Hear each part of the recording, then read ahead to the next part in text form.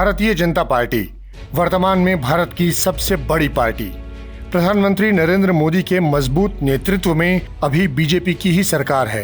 प्राथमिक सदस्यता के हिसाब से विश्व के सबसे बड़े राजनीतिक संगठन बीजेपी की यात्रा उसके संघर्षों और मूल्यों की गाथा बताते हैं। 6 अप्रैल को बीजेपी का स्थापना दिवस होता है। 1980 में इस पार्टी को ये नाम मिला था भारतीय जनता पार्टी। लेकिन इसकी कहानी पूरी जाननी है तो चलते हैं 1951 में, जब श्यामा प्रसाद मुखर्जी ने भारतीय जनसंघ की नींव रखी। कांग्रेस की राजनीति के जवाब में राष्ट्रवाद को केंद्र में रखकर इसे बनाया गया।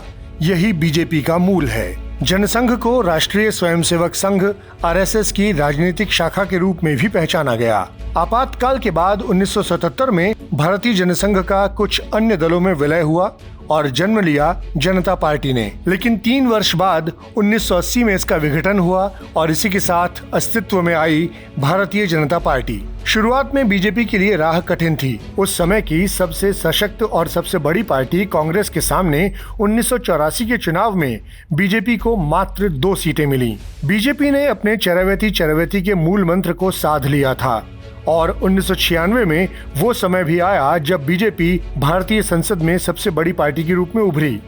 उसकी सरकार बनी। हालांकि इसका सत्ताकाल मात्र 13 दिन का था।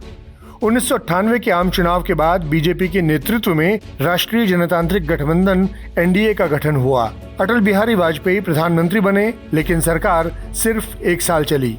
हालांकि 1999 के चुनाव में बीजेपी की अगुवाई में फिर एनडीए को बहुमत मिला और सरकार 5 साल चली। इसके बाद 2014 में नरेंद्र मोदी के नेतृत्व में बीजेपी ने ऐतिहासिक जीत का जो इतिहास रचा वो अनवरत जारी है। 2019 के आम चुनाव में प्रधानमंत्री मोदी की अगुवाई में बीजेपी ने 303 सीट का रिकॉर्ड आंकड़ा भी पाया है और कई राज्यों में जीत के साथ सरकार बनाकर लगातार बीजेपी आगे बढ़ती ही जा रही है।